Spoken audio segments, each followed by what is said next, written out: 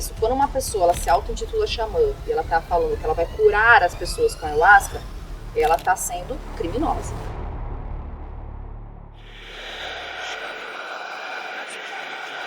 Olá pessoal, estamos de novo aqui para mais um episódio do Arquivo Estranho, recebendo hoje Thalita Sotero para falar muita coisa interessante, mas eu vou passar as honras da casa pro Drummond, só antes lembrando para você, curta, compartilha, torne-se membro, estamos de novo aí, gente. Thalita, que prazer ter você aqui conosco, depois de tanto trabalharmos juntos e não nos vermos tanto. Thalita, vamos lá, eu te conheci como candomblessista. Então, na verdade, eu acho que se me perguntarem hoje, o que você é? Eu diria que eu sou uma espiritualista. Um pouco em crise, mas espiritualista. Uma espiritualista materialista, não sei se existe isso. Mas é isso. Acho que espiritualista porque candomblessista, na minha concepção, é quem faz o santo, né? Assim, ou pelo menos frequenta, sabe? Com mais constância mesmo, assim, os terreiros de candomblé. Não é muito o meu caso, né? Então, eu acho que eu tô mais para espiritualista do que para candomblessista. Como é que começa tudo na tua vida? O candomblé, o espiritualismo e a crise, né? Como é que começa tudo isso? Em que idade? Quando?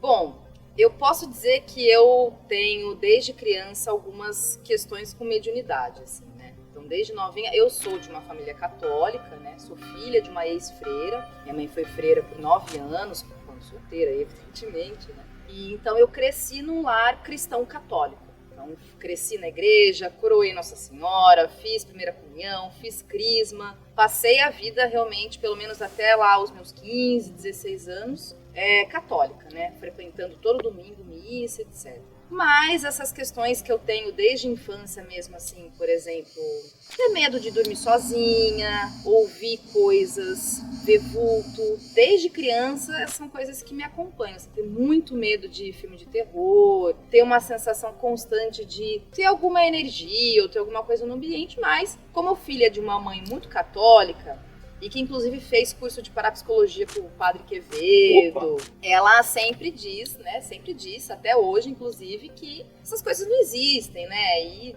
nunca, sei lá, crenças, por exemplo, como reencarnação, etc, essas coisas não existem, porque tá dentro realmente dos princípios e da fé cristã, né, outras vidas, etc. Mas o meu irmão mais velho, o Conrado, quando ele vai fazer curso de teatro, em São Paulo, na verdade em Santo André, ele passa a frequentar um lugar em que ele passa a usar ayahuasca, né? Frequenta cerimônias com ayahuasca, que faz mas uso... Mas deixa eu só ela tá aqui no Rio, trabalhando no Rio, mas ela é do interior de São Paulo. Sim, sou de Piracicaba, interior de São Paulo. Só para contextualizar para Sim. E aí, desde que meu irmão começou a frequentar esse lugar e tal, ele me chama, vamos, você vai gostar e etc. Depois de bons, longos anos, eu falei, quer saber? Vou, foi por pura curiosidade mesmo, etc.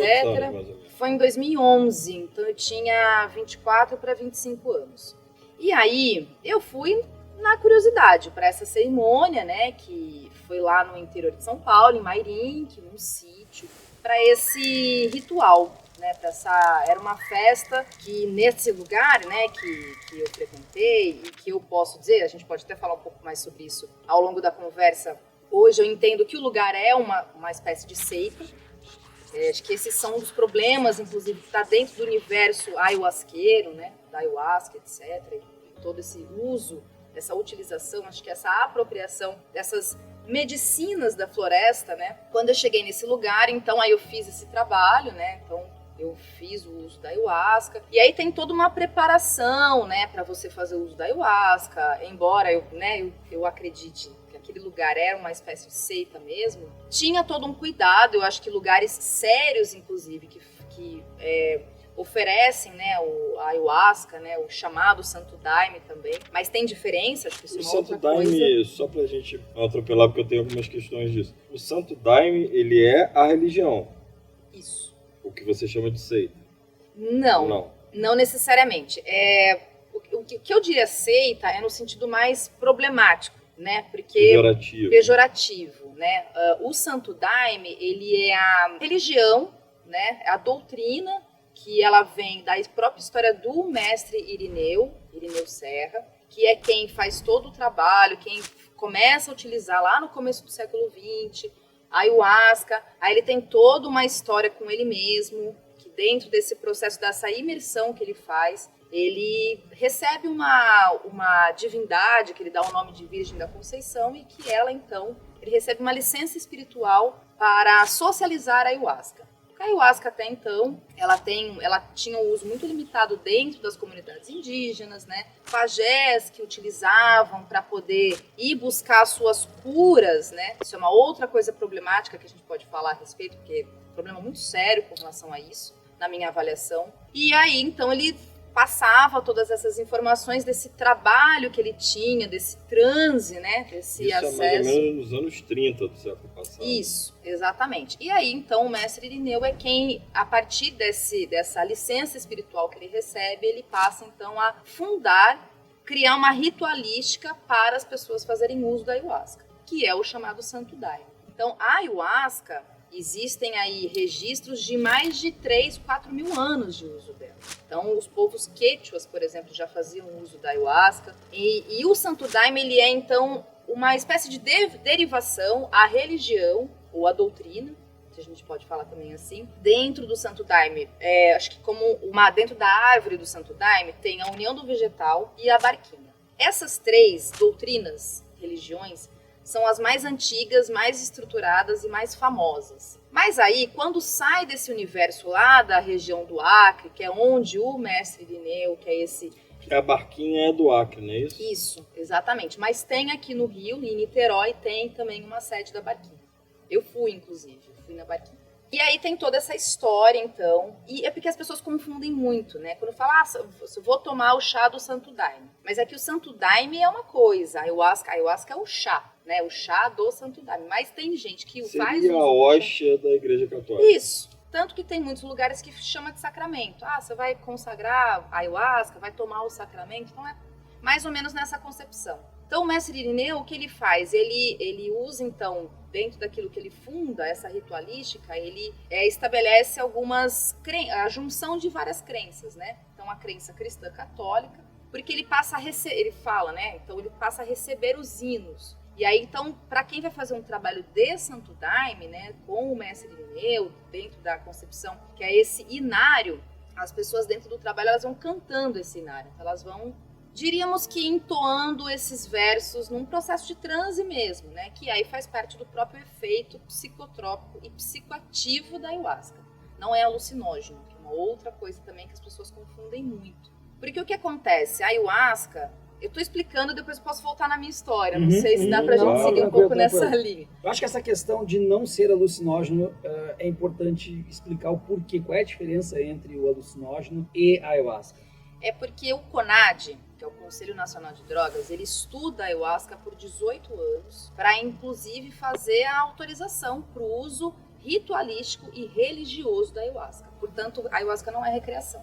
Já começa por aí. E por que, então, Isso foi antes, porque 2010 é que o governo regulamenta. Isso, mas antes, em 2006, já tem uma lei que determina, né, que autoriza o uso da ayahuasca para fins religiosos e ritualísticos. Portanto, não é oba-oba, não é assim, vou tomar ayahuasca aqui para uma festa, vamos aqui tomar ayahuasca de alegres, de felizes. Não, né? A ayahuasca está dentro dessa concepção. Por que não é alucinógeno? Porque dentro desses estudos que foram feitos ao longo desses 18 anos, foi se entendendo que a ayahuasca, ela não provoca vício, um alucinógeno ele vicia.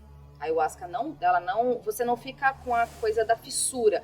Preciso tomar ayahuasca, não existe isso. E a ayahuasca a gente chama de enteógeno e não alucinógeno, porque ela vai trabalhar dentro de um trabalho, do processo de transe, porque realmente você entra num transe mesmo, né? Ela trabalha com conteúdos internos, então você não alucina, você vai trabalhar com questões internas, dentro da sua concepção, dentro do seu repertório, dentro daquilo que você tem. Por isso que tem gente que, por exemplo, a ayahuasca, tem gente que usa ela como fins terapêuticos, mas aí também é um pouco problemático, por quê? Porque hoje, como eu estava falando, quando sai desse contexto de Acre, aí a gente traz a ayahuasca um pouco para essa região mais sul-sudeste, e aí muitos lugares passam a fazer uso da ayahuasca, e aí muitas pessoas começam a se auto-intitularem xamãs, né, como pessoas que então têm uma espécie de poder especial e aí oferecem, e passam a dizer que a ayahuasca cura, e etc., acontece que essa apropriação passa, então, a gente criar coisas mais problemáticas, como eu falei. Esse é o primeiro lugar que eu frequentei. É um lugar, assim, bastante frequentado por pessoas famosas, inclusive. Não vou falar aqui exatamente o lugar que porque esse lugar ainda existe, mas problemas bem sérios mesmo, assim, com a pessoa que tem essa liderança, e é uma coisa que é, infelizmente, bastante comum, que é realmente essa característica de seita, né? Ter uma hierarquia, ter uma relação de poder, muitos problemas com pessoas que passam a estabelecer todo tipo de assédio. Eu tô falando das problemáticas, tá? Mas, enfim, a gente pode também falar das benfeitorias, porque a ayahuasca, eu tomo ayahuasca desde 2011, portanto vai fazer 13 anos, e minha vida mudou muito, né? Assim, eu passei a minha vida espiritual, eu me autodenomino como espiritualista, justamente por esse processo que eu passei a passar a fazer uso da ayahuasca e ter esse processo de entendimento no desenvolvimento da minha mediunidade, da minha concepção sobre a vida, processo de autoconhecimento. Então, é uma junção, para mim, de autoconhecimento com espiritualidade, né? E também, assim, o uso que eu fiz da ayahuasca foi muito acompanhado por muitos estudos, né? Então, fui entender a legislação, fui estudar a respeito de toda a concepção da história do Santo Daime, quem é o mestre Irineu, entender um pouco das coisas que estavam acontecendo comigo dentro dos rituais, etc. Como eu venho de uma criação muito católica, eu também não estava entendendo muito desse processo de desenvolvimento da mediunidade, né? Então, eu fui estudar também bastante. Então, eu ia para os trabalhos, mas eu também ia com repertório, inclusive para fazer algumas contra-argumentações dentro daquilo que acontece muito, que é justamente essas lideranças que fazem uso da ayahuasca como um processo de estabelecimento de poder mesmo e de provocar esses assédios e etc, né? Assédio de todo tipo, que você chama, né? Todo tipo. Me diz uma coisa, toda religião, a pessoa, em especial, de toda religião, ela se declara dessa religião. Pelo menos a grande maioria das pessoas, né? Eu sou católico, eu sou protestante, eu sou kardecista, eu sou umbandista. A ayahuasca tem isso ou ela é uma espécie de organização discreta, onde muita gente que consagra o Santo Daime não diz isso, não conta pra ninguém? Eu acho, Viário, que assim, como ela é muito diversa, em que sentido? Então, assim, existem essas três grandes doutrinas, como eu falei, né? São as mais estruturadas, estabelecidas. Então, por exemplo, quem frequenta o Santo Daime do mestre Irineu são chamados de fardados. Então, passa por um processo, e os fardados, né? Que é uma roupa mesmo que é utilizada, etc., são daimistas. Existem os daimistas. Eu sou daimista. São de forma pública. Isso, exato. Mesmo agora, famosos, se dizem. Sim. Agora, o que acontece? Nem todo trabalho com ayahuasca é daimista. Então, você pode, por exemplo, tem, sei lá, um espaço terapêutico que a pessoa toma ayahuasca e entra num processo de, vamos fazer um trabalho de meditação. Tá, ou olha então... só, desculpa te interromper. Tu disse que não é recreativo o uso da ayahuasca, mas daria para afirmar que ninguém usa de forma recreativa? Não, pelo contrário, esse é o problema. Então eu quero saber desse problema. E essa que é a grande questão, por exemplo. Acho que tem duas coisas, né? Tem a coisa do recreativo, no sentido da pessoa ir de alegre. Então, vai para um lugar sem nenhum repertório, sem nenhum preparo, sem nenhuma anamnese, que é uma coisa que lugares sérios fazem, que é você tem ali uma entrevista, uma pré-entrevista que você faz para você saber, porque a ayahuasca, que é esse chá, que é a junção e a infusão de duas plantas amazônicas, que é o Banisteriopsis caapi, que é o cipó, com a folha da chacrona, que é a dimetiltriptamina, que é o DMT. Então é a junção dessas duas plantas amazônicas, nessa infusão, que faz o efeito do chá da ayahuasca, né? Então não tem como só a chacrona ou só o cipó darem o efeito. O efeito é a junção. Então esses mistérios, né, que a gente fala dessa sabedoria. Indígena, né? Exato. Vem do xamanismo. Exato. E são duas plantas amazônicas. Ou seja, a gente está falando de algo que é daqui, né? Dessa região nossa mesmo. Da América do Sul, Da né? América Porque do passa Sul. por vários países. Isso. Mas isso. deixa eu te perguntar uma coisa até para nossa audiência seguir. O que acontece? Porque eu nunca tomei. Acho que não sei se vieram. Não, também nunca tomei. O que acontece? Tem sempre uma pessoa responsável com você. Sim. Certo? O correto e o é seguro, esse. sim. Não recomendo que a pessoa que nunca usou tome sozinha. A pessoa que está fazendo isso, ela está sendo completamente irresponsável. E como é que é esse ritual? A pessoa toma, reza o Pai Nosso, não reza? Como é que é esse transe? Então, aí depende realmente do lugar que você vai, né? Como você vai fazer o ritual, ele realmente é variado. Você pode ser isso, de rezar o Pai Nosso, você pode colocar uma música, meditar, pode ficar em silêncio, pode ter a Umbandaime, pode ter pode ter um trabalho de magia. O bom da Thalita é que ela já responde as perguntas que eu ia fazer. Então é isso. Agora, o efeito em si... Umbandaime, fala um pouquinho do Umbandaime, que isso é porque o Umbandaime, ele é você consagrar a ayahuasca, tomar a ayahuasca, num processo de uma gira. Por muito tempo, por muitos anos, eu frequentei um lugar que a gente fazia trabalho de Umbandaime, né? Então tinha gira. Então, vamos ter uma gira de caboclo. Ou uma gira de, enfim, qualquer coisa. Gira de Ogum, gira de esquerda, né? Que são Exus e pombagiras ou pretos velhos. E a gente fazia uso da ayahuasca com isso. Agora, o efeito em si, você toma o chá. Esse chá, por que eu falo do transe, né? O processo de transe. Porque, de fato, você entra é como se a gente fosse ligar uma outra onda cerebral, né? Tanto que tem lugares que dizem que é um processo de expansão da consciência. Então, você realmente passa num processo de você... A ayahuasca é um psicoativo, né? Então, você realmente, fisicamente falando, você realmente entra num processo de entrar numa outra frequência.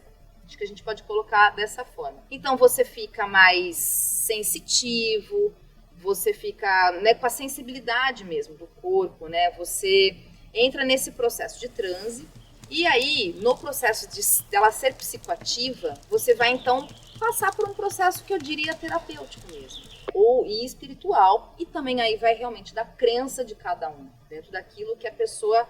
aquilo que ela frequenta, se é a União do Vegetal, se é Daime, se é Umbandaime, se é, por exemplo, eu já fiz trabalhos que foram trabalhos com as divindades hindus. Então, vamos fazer um trabalho saudando Shiva, Ganesha, algo nesse sentido. Então é muito variado, é um universo muito diverso, sabe? E o efeito é esse, então você entra num processo de transe mesmo. E aí, que é um processo, ao fim e ao cabo, também é um processo mediúnico. Então, acho que dentro da história da humanidade, a gente pode falar também nesse sentido, existiram substâncias em que comunidades e povos fizeram uso de algumas coisas para entrarem nesse processo em contato com o divino. Na própria pré-história, né? A gente sabe hoje que muitas das pinturas rupestres, elas têm a ver inclusive com o uso de alucinógenos daqueles que pintavam aquilo. Hoje já existem pesquisas que nos dizem, inclusive, que vai ter gente que vai querer me matar, vai dizer gente que eu estou aqui pregando coisa contra a família, etc, mas que hoje já tem pesquisas que afirmam que a própria evolução da espécie humana está diretamente ligada a consumos de alucinógenos lá na pré-história ou na história ágrafa. Então, esse consumo. Mas aí eu te pergunto, existe superdosagem de ayahuasca? Existe o perigo de uma overdose de ayahuasca? Ou qual é a frequência desejável para o uso de ayahuasca? Olha, eu diria que overdose não. Nesse sentido do, vou tomar, 2 litros de ayahuasca e vou morrer. Eu nunca ouvi falar. Dentro desses 13 anos de história. O problema que acontece como existe esse processo, como eu falei, de transe e de você trabalhar com conteúdos seus, que são conteúdos muito profundos. Então, as curas, e vou colocar muito entre aspas aqui, porque acho que esse é um problema, acho que essa é uma caixinha importante, que a gente tem que falar sobre a ayahuasca, porque tem muita gente que é charlatão mesmo, sabe? Que fala, a ayahuasca vai curar. Não existe comprovação científica, ainda que várias universidades, tanto do Brasil como fora do Brasil, estudam ayahuasca ou outros psicoativos para, não cura, né, mas para o tratamento de algumas doenças, algo como dependência química, como Ansiedade, depressão, ansiedade, etc. Não existe nada comprovado. A ayahuasca não é um remédio que você toma. E aí, por que eu quero dizer isso? Porque tem muita gente que fala disso, né? Então venha tomar ayahuasca que você vai se curar da depressão. E aí aumenta a frequência. Você vai se curar. Não necessariamente. O que eu quero dizer é muito mais subjetivo do que especificamente falando o que é cura. Então, por exemplo, uma pessoa que, ela se torna evangélica e vai para um culto, e aí ela se curou da dependência química, ou ela se curou da depressão, está muito mais ligado com o próprio processo dela do que especificamente sobre aquilo. Então, uma pessoa pode virar evangélica, pode, se tornar católica, ou ir para um templo budista, ou enfim, na minha concepção, está dentro mais do universo da história da pessoa do que especificamente tome aqui, como se fosse um remédio que serve para mim, serve para o Viaro, serve para o Fernando, serve para qualquer um. Não, a ayahuasca para mim está na mesma lógica, né? Então, cura que você tem muito mais a ver com o seu processo dentro daquele lugar do que especificamente com a substância em si. E qual é a frequência desejada, a frequência geralmente utilizada? Olha, eu, por exemplo, no começo, quando eu frequentava esse lugar e etc., eu ia a cada 15 dias ou uma vez por mês. E consumia lá dentro mesmo? Lá dentro. E qual foi a sua experiência mais assim que você falou, meu Deus, tem alguma... Olha, Fernando, eu acho que foi quando eu comecei a receber as entidades, porque eu sou médium, né? Isso, dentro dessa história, esses 13 anos, frequentei um Bandaime, porque eu tenho mais relação dentro desse universo diverso, como eu falei, e que eu fui para vários trabalhos com a ayahuasca. O que eu mais me identifiquei, o que eu mais realmente me aprofundei foi o que a gente diria de um Bandaime, então trabalhar com as entidades todas da Umbanda, etc. E como eu venho de uma criação muito cristã católica, então para mim sempre foi muito, acho que um desafio e um entendimento comigo mesmo, crítico mesmo, ponto de vista crítico, no sentido de que como é que eu estou fazendo isso, tendo esse tipo de ação dentro de um trabalho, e que muitas vezes num processo de transe, se eu não tenho um repertório, então eu não posso estar imitando qualquer coisa de algo que eu nunca frequentei. Eu não conheço, eu não sei como é que é. E acho que então o processo mais profundo que eu tive mesmo, assim, mais emblemático e etc., foi quando eu comecei a ter esse desenvolvimento mediúnico com essas entidades mesmo, né? Que eu diria que eu sou médium de incorporação, né? Acho que mais do que qualquer outra coisa. E sinto, assim, e acho que eu tenho uma questão mesmo de ser sensitiva, né? De sentir presenças, etc. E depois, tu falou que começou então de 15 em 15 dias, eu ainda tô na frequência.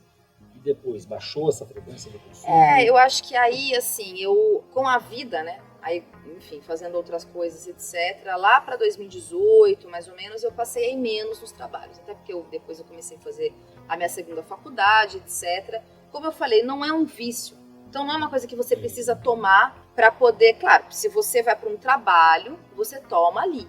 Mas não tem uma recomendação. Você tem que tomar daqui tantos dias. Você tem que fazer um trabalho sempre para poder se manter. Não tem isso. Mas tu não conheceu ninguém dependente de ayahuasca?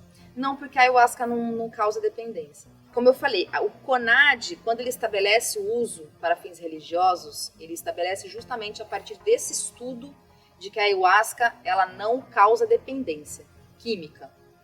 Ela não causa nenhum tipo de dependência. Agora, o que pode acontecer, sim, é que dentro desses problemas se a pessoa está dentro de um lugar em que tem essa estrutura de seita, e aí sim, esse é o problema, ela passa a então viver aquilo. E aí ela vai lá toda semana, e toda semana faz trabalho, e toda semana tá ali dentro daquele universo. Mas isso é o problema, isso é o não saudável. Então isso está muito mais ligado com a própria estrutura e a própria apropriação da ayahuasca do que com a ayahuasca em si. Né? Então a ayahuasca ela só é o mote, assim como o pastor charlatão tem a igreja evangélica e a Bíblia Sagrada como mote para poder manter as pessoas ali sob o seu poder. Tem gente que faz isso usando ayahuasca, tem gente que faz isso usando outras coisas. Então tem muito mais a ver, e esse é o problema, porque a gente está falando de uma medicina. Medicina aqui é porque é só uma como que eu posso dizer? Uma associação livre, né? Porque não é medicina no sentido de remédio. Isso é uma coisa que eu gosto de bater muito, porque, por exemplo, ontem mesmo, eu estava vendo um conteúdo no Instagram de uma página que falava microdosagem de ayahuasca. Aí tinha lá uma lista. Depressão, ansiedade, enfim, várias doenças, né, psicológicas, etc. Então, vendendo, que também esse é um problema porque é crime, a ayahuasca não se comercializa. Não, a ayahuasca, a legislação brasileira, ela é muito clara nesse sentido. A ayahuasca é utilizada para fins religiosos, né? Terapêuticos e religiosos. Terapêuticos em que sentido? Sob a supervisão de uma equipe, né? Porque, como eu falei, tem universidades, a Unifesp estuda ayahuasca, a USP, São Carlos, estuda ayahuasca. Então, sob a supervisão de uma equipe que faz, então, um estudo dentro do rigor acadêmico, dentro do rigor da ciência, sobre a ayahuasca e outros psicoativos. Mas ainda não existe, não existe nada comprovado. Tome ayahuasca que você vai se curar disso. Tome ayahuasca que você vai se livrar da dependência química, ou da depressão, ou da ansiedade. Isso não existe. Qualquer lugar que fale isso está mentindo. Eu tenho uma preocupação, porque até dizer para a audiência assim, existe uma questão muito relativa, Thalita, no conceito de dependência química, e isso me é muito caro. Por quê? Porque se a audiência me perguntasse, Viário, tu é dependente químico? Eu vou dizer, sou. Se a audiência me perguntar, tu é dependente químico em quê? Eu vou dizer, eu sou dependente químico. E nós vamos ficar aqui 2 horas, eles me perguntando se eu sou dependente químico, e eu vou responder a mesma coisa, eu sou dependente químico. Por quê? Porque eu sou dependente químico. Do quê? Eu sou dependente químico. Conseguiram entender? De qualquer coisa. Eu sou dependente químico. As pessoas acham graça. Eu já fui viciado em traquinas de morango. Podem rir à vontade. Até o momento que eu contar que eu saí correndo no meio de um temporal para buscar uma traquina de morango no único lugar que tinha para vender. E voltei no meio do temporal e consumi a porra daquele pacote em 1 minuto. Porque isso é dependência química. Quando é que eu descobri que eu era alcoólatra? Quando eu tomei o primeiro gole. E isso a psiquiatria já provou. Então é complicado a pessoa dizer assim, ó, causa ou não causa dependência? Para mim causaria. Por quê? Porque não é a ayahuasca, sou eu. Entende? Qualquer coisa que eu consumir, que eu gostar, eu vou me viciar. Independentemente do produto. A pessoa vai dizer assim, não, mas a traquinas de morango é explicado porque o açúcar causa dependência. Isso. Né? O açúcar causa dependência. Eu perdi a dependência por traquina, sabe quando? Quando a Nabisco mudou a fórmula da farinha. Eu perdi a dependência naquele negócio. Então eu tenho essa preocupação, porque uma pessoa pode achar assim, não causa dependência, mas se esse cara tem inclinação a se tornar dependente de qualquer coisa, qualquer barato que não causa dependência, ele é viciado em ter barato. Então, aí você vai num ponto importante. Entendeu? Então quero te ouvir. Isso, porque o que acontece? Por que eu friso muito nesse ponto? Se você jogar lá no Google, cura ayahuasca, você vai aparecer lá, tem zilhares de relatos. O fulano de tal curou o vício em cocaína usando ayahuasca. O cicrano de tal curou a depressão tomando ayahuasca. Mas eu volto a dizer, aquilo que é cura para mim, não é pro Fernando, não é pro Viário. Então, por isso que não dá para usar como falar que é um remédio. Né? Então, assim, não está estabelecido, olha, a Anvisa aqui, ou sei lá, a Organização Mundial da Saúde está falando, toma ayahuasca, todo mundo que toma ayahuasca vai se curar dessa ou daquela doença. Não. Por quê? Porque a gente está falando de algo que é muito mais subjetivo. Por isso que na lei está lá, para fins religiosos. A gente está falando de algo que é uma cultura, que é milenar, que é indígena, e que existe apropriação de pessoas que fazem uso disso para vender cura. Inclusive, existe o turismo da ayahuasca. Então, existem pacotes... eu quero te perguntar uma coisa. Toda seita, perdão de interromper porque tu falou do turismo, isso que eu queria chegar. Toda seita, conceito sociológico de seita, toda seita precisa ter em algum momento retiros para fora da sociedade. A seita tem que ser aquilo que a gente viu no Osho, a seita tem que ser aquela questão fora da sociedade, uma grande fazenda, como a gente viu no próprio Charles Manson, né? Aquela coisa num grande sítio, abrindo mão da sociedade, rompendo regras. A ayahuasca também tem esses retiros? Tem. Então nos conta. Infelizmente tem. o exótico vende, né? E acho que isso em se tratando de Brasil, de América do Sul, faz parte, inclusive, da nossa própria história colonial. Então, o que acontece hoje? Existem pacotes turísticos em que os gringos vêm para cá e que existe, então, dentro do pacote turístico, né? Vai fazer uma experiência xamânica. Aí tá dentro. E que, assim, alguns milhares de dólares, né? Por alguns milhares de dólares as pessoas, então, fazem uso da ayahuasca. Então, existe o turismo dentro da ayahuasca. E, então, para fazer as suas curas. Aí eles usam a narrativa que quiserem. E aí eu gosto de falar, Viaro, sobre isso, porque isso é errado. Isso é charlatanismo. Na minha avaliação, é charlatanismo. Porque não tem cura. Não existe cura. Ayahuasca cura. Mas é chique, né? Claro. É isso, é exótico. O gringo vem pra cá, aí ele vai lá pro Acre, lá no meio da Amazônia, e ele vai lá fazer o quê? Vai fazer um trabalho com uma etnia indígena, X, etc. Daí faz lá se fantasia, né, com todo respeito, mas é isso, se fantasia de indígena, né, faz tudo, sabe a coisa do jovem místico, ou todos esses memes que a gente acompanha e vê, essa coisa, na minha avaliação aqui, desculpa, ridícula. Há 13 anos eu já estava vendo isso. Então, assim, eu brinco, inclusive, né, que eu comecei falando que eu sou uma espiritualista em crise, porque hoje eu brinco que eu já fui uma jovem mística, agora eu não sou nem jovem nem mística.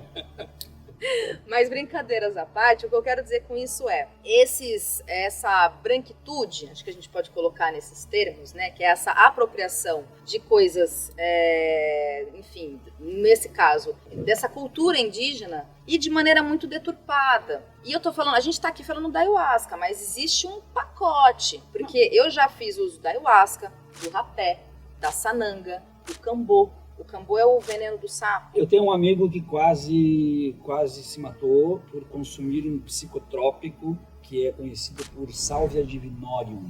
Essa é a única espécie da sálvia. Não é aquela sálvia que vocês usam de tempero. Minha avó plantava aquela sálvia, tá? É a única espécie de sálvia que é proibida no Brasil, inclusive. Por lei aprovada na Câmara, a Salvia divinoria é proibida. Esse meu amigo, ele teve seríssimos problemas. Deve até estar vendo o vídeo, tá?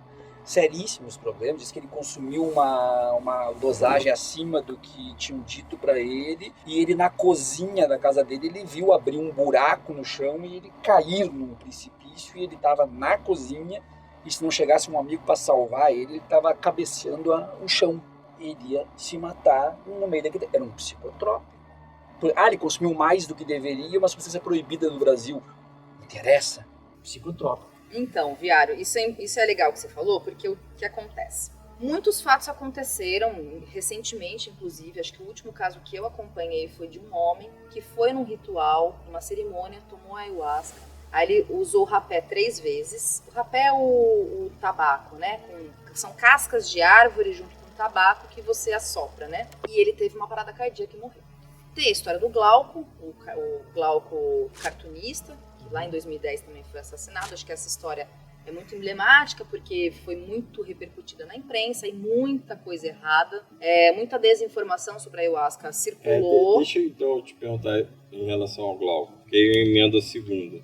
Eu queria, inclusive aqui eu tô com papel para não errar as palavras exatas, que teve a história do Glauco, que ele funda a Igreja Céu de Maria. Isso, né? Uma das primeiras em São Paulo, inclusive. Foi em São Paulo, Isso. né? E os dois foram assassinados, tanto ele quanto o filho dele, Isso. o cartunista Glauco. E os familiares e o próprio assassino colocaram como qualificadora o chá de ayahuasca. Isso em 2010, como você já disse. Agora, mais recentemente, o neto do Chico Anísio, filho do Niso Neto, ele diz o seguinte: o ayahuasca matou o meu filho. Abre aspas, meu filho tomou ayahuasca algumas doses, teve um surto psicótico. A gente sabe, entende que perder um filho é terrível, enfim, sabe disso, mas ele estava procurando uma forma espiritual de lidar com uma perda amorosa que ele teve e começou a tomar. Lá pela 3ª ou 4ª dose ele pirou, não queria mais comer. Lembrando que o Rian foi encontrado sem vida, afogado, né? Ele foi considerado afogado aqui na praia de Quissamã, no Rio de Janeiro, em 3 de março de 2016. Acho que dá para pegar esses dois casos nesse momento. Dá, inclusive uma informação adicional. O primeiro lugar que eu tomei ayahuasca foi exatamente nessa igreja do neto, só que lá em São Paulo, porque ela tem várias sedes, né? É importante isso, porque lembra que eu falei que lugares sérios primeiro fazem uma anamnese para saber o seu histórico? Por quê? Porque é isso. Tem uma frase que dentro do meio ayahuasqueiro, o pessoal que frequenta, que vai há muito tempo, etc., fala, que, enfim, atribui-se, né, ao mestre Irineu. Eu não sei, não vou aqui afirmar, porque não existe nenhuma comprovação, então, mas é algo que se atribui a ele, que fala, ayahuasca é para todo mundo, mas nem todo mundo é para ayahuasca. Eu acho que é uma forma de tentar dizer, acho que a história do Glauco, como eu estava falando, e você trouxe alguns detalhes, e acho que também é importante explicar algumas coisas sobre esse fato em si, porque lá o menino que assassinou, né, o Glauco e o filho dele, não estava sob efeito do chá. Já fazia, acho que 2 meses que ele estava. Acontece que ele era esquizofrênico. Fazia 2 meses que ele não tomava ayahuasca. Só que ele estava numa crise de esquizofrenia, de esquizofrênico. Possivelmente, o neto do Chico Anísio, ele estava com algum processo de ideação suicida e a ayahuasca, ela despertou, ela engatilhou. Como eu falei, a ayahuasca, ela trabalha com conteúdos e ela realmente aciona lugares dentro da sua consciência, dentro da sua psique, que se você não for, primeiramente, bem acompanhado, né? Se você não mente, por exemplo, se você não fala do seu histórico, você pode ter problemas, né? Então, assim, primeiro, a história do Glauco. O rapaz, ele não estava sob efeito do chá, quando ele estava lá achando que era Jesus Cristo, que a história foi essa, né? Ele estava no... Conta um pouco pra gente, como é que foi? Assim, até onde eu sei, a história era, ele frequentava o Céu de Maria, e ele, então, num processo lá que ele estava, já fazia um tempo que ele não tomava ayahuasca, portanto, ele não estava sob efeito da ayahuasca, e ele foi procurar o Glauco, porque o Glauco era liderança, então ele vira uma espécie de mentor mesmo, né? De orientador, etc. E vai procurar o Glauco. E como ele estava num surto de esquizofrenia, ele queria falar com o Glauco, etc. Que queria que o Glauco acompanhasse ele, o Glauco e o filho dele. E aí na discussão toda, porque o Glauco falou, não, eu vou, mas deixa meu filho, não precisa ir meu filho junto, etc. O cara estava armado. E aí acabou, lamentavelmente, né, assassinando os dois. Mas ele era um esquizofrênico, né? Como o caso do neto do Chico Anísio. Possivelmente, aqui eu tô falando possivelmente com todo cuidado, porque, né, até onde eu sei, também não quero ser irresponsável aqui, ele poderia ter alguma ideação suicida, etc. E no processo de tomar ayahuasca, isso engatilhou. Portanto, eu reforço. Lugar que fala que você vai ser curado, lugar que você não tem nenhum mínimo de orientação, como esse caso que eu falei recentemente desse homem que sofreu uma parada cardíaca, porque ele tomou ayahuasca e ele soprou rapé 3 vezes, deu parada cardíaca. Por quê? Porque existe o processo físico, tem a coisa do espiritual que a gente fala, você está num processo, mas tem o corpo físico. A dimetiltriptamina é uma substância que a gente tem no nosso corpo. Então a gente tem DMT no nosso corpo, existe DMT na natureza. E ela é acionada na infusão com o Banistelps caps, né, com o cipó e no uso do chá, então, que faz então você ter esse processo de transe. Mas se você não for bem orientado, se você, por exemplo, se num processo de uma anamnese e essa pessoa que está tomando pela primeira vez, não, tanto que dentro da ayahuasca você tem que ter um padrinho ou madrinha. Meu padrinho, por exemplo, é meu irmão. Como eu falei, meu irmão sempre me chamou, então... Porque você, vamos supor, Fernando vai falar pra mim assim, Thalita, eu quero tomar. Tá bom, aí primeiro vamos fazer uma anamnese, o lugar, né, vamos fazer uma anamnese. O lugar faz. Tem uma entrevista com você, conversa com você, por que você quer tomar? Você já teve isso, já teve aquilo, você toma algum remédio e etc. Enfim, aí é uma responsabilidade ética da própria pessoa também. Porque ela pode mentir. Porque ela pode mentir, exatamente. Mas ainda assim, pessoas que têm esses trabalhos, que são facilitadores da ayahuasca, acho que a gente também tem que tratar com algo que acho que está faltando muito, inclusive, no geral, é os princípios éticos, né? É isso, quando uma pessoa ela se auto-intitula xamã e ela está falando que ela vai curar as pessoas com ayahuasca, ela está sendo criminosa. Tem muito caso assim. Né? Infelizmente, Fernando. Infelizmente. E aí não é o caso do Glauco, né? O Glauco especificamente, o Céu de Maria é uma igreja séria, é uma das mais antigas de São Paulo, né? De Santo Daime. O que acontece ali é que realmente esse menino, esse rapaz, que eu acho inclusive que ele faleceu agora no começo do ano, eu esqueci o nome dele, mas eu tava vendo que parece que ele morreu agora no começo de 2024. E então é isso, ele era um esquizofrênico. Então a ayahuasca, ela não é, como o Viaro falou, eu posso me tornar um dependente químico, como você disse, Sim. né? Ela não é necessariamente algo que você pode distribuir assim. Ou seja, é importante dizer para a audiência, até a gente aproveite, curtem, compartilhem, comente, mandem perguntas, porque a gente está indo para os últimos 15 minutos de conversa, mas é importante dizer, nós não estamos fazendo aqui um episódio para romantizar o uso de absolutamente nada. É uma conversa muito séria sobre algo que sim tem seus aspectos positivos e que a Thalita está colocando, mas que também existem questões problemáticas, como tudo que a gente consome. Eu queria aproveitar, inclusive, e dizer para as pessoas que possuem algum tipo de dependência para não caírem em nenhuma forma de romantização. Eu já discuti, Drummond, com um médico e discuti porque um outro médico disse que eu poderia discutir porque eu estava certo. Aquela velha história do um cálicezinho de vinho por dia não faz mal. Cuidado. Você que nunca tomou nada só vai descobrir se é alcoólatra como eu depois do primeiro cálicezinho de vinho. Então, não vamos romantizar nada e o álcool é um problema muito sério. Desculpa te interromper, Thalita. Não, acho que é isso mesmo. Eu acho que o que está acontecendo hoje, o que eu percebo, e todas essas problemáticas, né, que a gente está conversando aqui, é essa apropriação da ayahuasca para, primeiro, as pessoas ganharem dinheiro, ficarem ricas, né? Que tem essa cobra coisa, muito? É caro. É caro. Esses e com lugares... a promessa da cura. E com a promessa da cura. Então é o típico charlatanismo. Exatamente. Para mim... É mais caro que consumir cannabis. Muito mais. Dependendo do lugar, muito mais. Muito mais. Porque vende-se o pacote da cura, né, viado? Então, claro. para cura, não tem preço. Uma pessoa que está numa crise, que está desesperada, ela pode pagar R$5.000 para um pastor evangélico, pode pagar, ou então entrar para uma seita como o Osho, por exemplo, como pode tomar ayahuasca achando que a ayahuasca vai curar. A ayahuasca não cura. E é oferecido também para doenças mais graves, tipo câncer? Olha, eu não consigo te falar se eu já vi algum lugar assim, mas eu não duvido. Eu realmente não duvido, porque pra gente criminosa, irresponsável, charlatão, eles podem falar tudo e qualquer coisa, né? Agora, uma pessoa pode dizer assim, mas teve casos de morte e que envolveu a ayahuasca na casa de morte, mas o meu pastor, no máximo, vai me roubar dinheiro e eu não vou correr risco de vida. Olha, gente, já se matou muito em nome de Deus, já se matou muito por causa da Bíblia e ainda se mata em nome de Deus. Não é passado, tá? É presente. Ainda se mata em nome de Deus. Inclusive em grandes cidades como o Rio de Janeiro.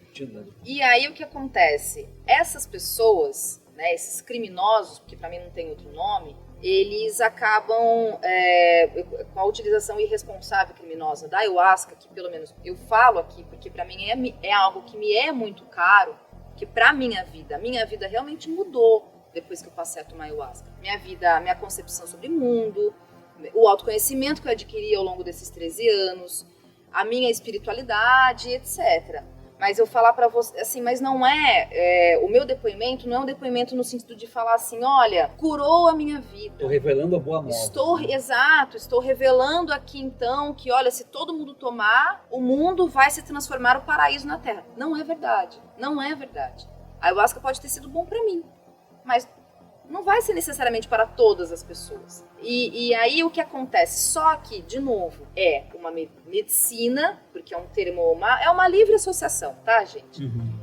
Da floresta, que é uma cultura que é milenar, que é dos povos indígenas, né? Que então, assim, por isso que a gente, assim, dentro das pessoas sérias, né, e éticas que eu conheci ao longo desse caminho, a gente sempre fala isso, a gente vira um pouco guardião dessa medicina, né? Desse conhecimento ancestral, porque infelizmente a gente tem esses criminosos que se apropriam e fazem uso disso, como dentro do candomblé, eu creio que como tem gente, né, irresponsável e criminosa, como tem, enfim, absolutamente humano, né? São as relações humanas, exatamente. Então eu digo isso e trago essa não romantização da ayahuasca, como você bem colocou, Viaro, porque é isso, é algo que é muito caro e é muito bonito ao mesmo tempo. Em 2000 eu acho que eu não sei se foi 2019 ou 2020, houve um encontro de vários povos indígenas, foi reportagem da revista Piauí, inclusive, na época, falando, justamente fazendo essa discussão sobre a ayahuasca, sobre como lidar com esse momento atual em que existe. Assim, se você jogar no Google ayahuasca, onde comprar ayahuasca, onde tomar ayahuasca, você vai achar de tudo e qualquer coisa. Um monte de gente te prometendo cura, te prometendo as boas novas, te prometendo que você vai ver Jesus, que você vai ver Deus e isso e aquilo. Então, assim, eu me sinto um pouco, por já fazer, né, uso há 13 anos e por ter passado por lugares bastante problemáticos, mas também por ter conhecido muita gente boa e honesta e ética ao longo do caminho, eu me sinto um pouco, acho que, responsável também por falar essas coisas, né? Porque acontece, tem os aspectos negativos, né? Então a gente não romantizar é importante, mas existem os aspectos positivos também, de tudo que eu pelo menos agreguei na minha vida. Mas não tá muito longe de ser qualquer coisa no sentido de que, olha, vamos aqui todo mundo tomar então, que vai ser maravilhoso para todo mundo, etc. A festa maravilhosa, né? Thalita, no início da nossa conversa, tu disseste uma coisa que faltou complementar. Tu disseste assim, eu sou uma espiritualista em crise. Que crise é essa? É porque, olha só, em 2019 eu vou estudar história, né? Vou fazer faculdade de história. E é engraçado, você, Viaro, como professor de história, acho que talvez vá... E você também, né, que tá também se formando em história, né, Fernando? Talvez entenda um pouco isso. A gente começa a virar bastante cético de muitas coisas, né? E aí, no processo mesmo de eu me aprofundar nos estudos de história e nos estudos assim mais materialistas, etc., eu fui problematizando todo o meu caminho com a espiritualidade, especificamente falando da questão do uso da ayahuasca. Então eu digo em crise porque dentro dessas organizações, desses espaços, desses lugares que eu tomei ayahuasca, e acho que faz parte das próprias relações humanas, né? Eu fui vendo essas problemáticas todas, né? Dessa romantização, da questão da religião, nesse sentido de você não ser crítico em relação a isso, não olhar com um olhar mais problematizador mesmo, sabe? Então eu entrei em 2019 e de lá pra cá eu entrei um pouco nesse choque comigo mesma, sabe? Porque no começo você entra num processo de, acho que um pouco de deslumbramento mesmo, e como eu estava dentro de uma organização que tinha toda essa estrutura de seita, e aí a liderança e as lideranças falavam coisas e que ao longo do tempo você vai entendendo o quanto é fantasioso, sabe, o quanto você vai tentando enfeitar o pavão, assim, no sentido de que realmente o processo, pelo menos para mim, o processo do uso da ayahuasca é realmente muito bonito, né? Eu tive processos epifânicos mesmo, assim, né? De contato com o divino, isso é real. Real dentro das minhas crenças, dentro daquilo, né? Que, de novo, dentro daquilo que eu acredito. E foram processos muito bonitos mesmo, sabe? Dentro da minha espiritualidade, dentro da minha concepção. Mas, em alguns lugares que eu fui, né, nesse primeiro que eu fui especificamente, inclusive, a apropriação disso e das pessoas estarem nesse estado alterado de consciência. Por isso que é muito problemático. Assim, a gente já soube de casos, houve uma jornalista, inclusive, que ela foi agrupando alguns casos de várias lideranças ayahuasqueiras, né, pessoas ofereciam então nos seus espaços ayahuasca, que cometiam crimes sexuais contra mulheres. Mais né? uma condição humana, né? Exato. Uma relação de poder, né? Não é como Mas, a ayahuasca. sabe. esses crimes aconteciam depois da ingestão do... Olha, os detalhes exatamente eu não saberia te dizer, Fernando, mas eu acho que... Ou melhor, deixa eu reformular. A pessoa fica tão fora de si que ela pode, após a ingestão, ter um abuso sexual, por exemplo? Eu não sei realmente te falar os detalhes, mas o que acontece? A gente está falando de uma relação de poder, né? Então, uma liderança é um homem que lidera um espaço e etc. E aí ele prescreve, então, uma terapia individual. Olha, sabe coisas... Os casos eram um pouco nesse sentido. Olha, sabe o João de Deus? um pouco nessa linha, né? Que era uma seita. Exato. Então, você precisa de uma consulta individual. E aí, assim, se fazia uso da ayahuasca ou não, eu não sei necessariamente te dizer, mas eu não duvido. E aí, sim, a pessoa que ela tá num estado de consciência alterado, né? E aí, dentro de toda uma narrativa, uma pessoa que está numa posição de liderança, um homem ali, não sei o quê, aí os abusos aconteciam. Era exatamente isso que pelo menos essa jornalista, né, que investigou esses casos, e esses homens, eles foram denunciados à justiça, né? Então, se você buscar, vai ter, vocês vão encontrar realmente casos falando sobre isso. É isso, né? É um estabelecimento de um lugar de poder mesmo. Que os crimes sexuais, eles têm um pouco dessa característica, Essa né? hierarquia, com certeza. Exatamente. Thalita, quanto tempo dura o transe? De 4 a 6 horas. Nossa. Caramba. Sim. Mas o que é isso? Por isso que quando você vai para um trabalho de ayahuasca, e depende também da dose, tá? Mas, por exemplo, Um chazinho. quando eu comecei a tomar, eu tomava doses, vamos dizer assim, altas. Algo assim, um copo de Eu 200 pensei que era dizer que começou com doses pequenas. Não. Mas, por exemplo, você não toma litros de ayahuasca, né? E você vai tomando doses mesmo, assim. São pequenas doses. E aí durava 4 horas. Em torno disso. Então, basicamente é assim, como é que funciona? Você toma o chá, e não é de imediato, você toma o chá, e aí essa dimetiltriptamina, o DMT, ele vai então ser acionado numa enzima que está no estômago nosso, e aí a demora para o transe começar é mais ou menos de 30, 40 minutos, mas também isso é relativo para cada pessoa. Tem gente que toma ayahuasca, por exemplo, que não tem nada. Não entra em transe. É mesmo? Muitos casos que a pessoa fala assim, não senti nada, não teve nada. Então, por isso que eu falo, é muito subjetivo. Não dá para determinar que é um padrão, que é uma coisa que acontece 100%. Mas não é recomendável que o cara tome na beira da praia, assim, tá? Debaixo do De guarda-sol. jeito nenhum. De jeito, até porque é proibido. Em primeiro lugar, é sempre proibido. se dá um jeito, né? Pois é. Mas a pessoa que está fazendo isso, ela está sendo irresponsável com a própria vida, com a própria integridade. Entra e vai pro mar. Não volta mais.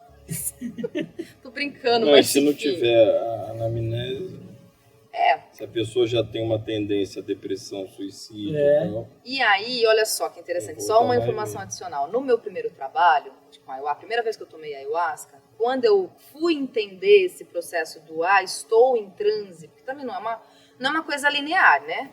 É algo que vai, porque é isso, é um estado alterado de consciência.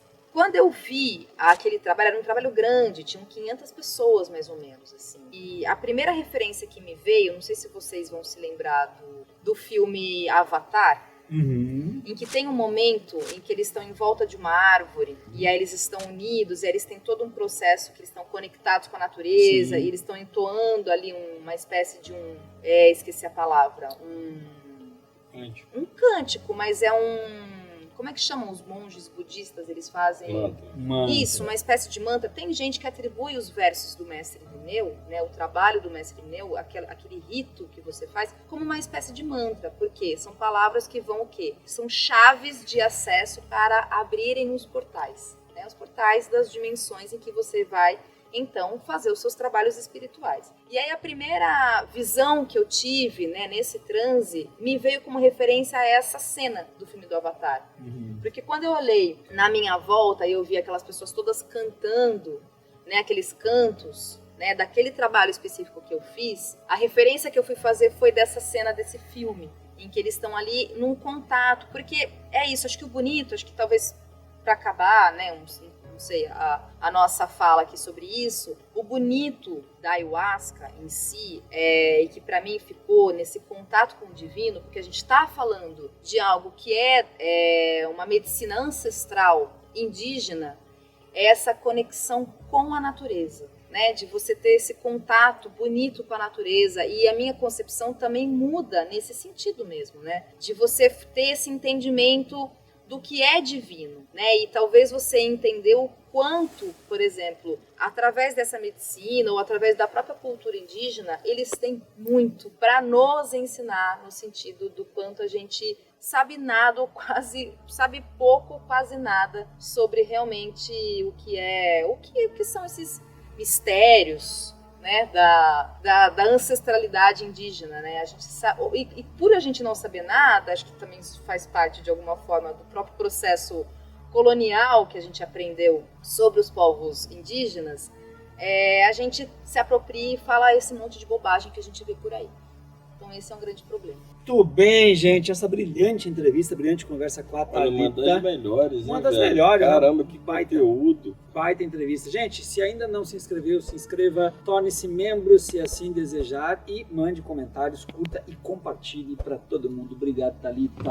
Obrigado, Muito menino. bom. Forte abraço para vocês, gente. Tchau, tchau. Tudo que a gente ouve falar de ayahuasca aí, cara, é uma porrada de idiota se gabando porque tomou essa porra. Sim. Entendeu? Parece que vai pro currículo do jovem. Já tomei ayahuasca, eu sou foda, eu sou cult, eu sou o cara. E quando tem uma porrada de apresentador velho, idiota, eu tomei ayahuasca. Você vê que o cara pagou pra tomar essa merda. A gente percebe na entrevista. E tem canais famosos aí, sabe? Que os caras batem no peito, eu tomei isso. E essa foi a primeira vez que eu escuto uma pessoa falar de forma pé no chão, entendeu? Bem didático ainda, sobre o assunto. Que bom. Eu espero realmente que de alguma forma chegue nas pessoas nesse sentido mesmo, sabe?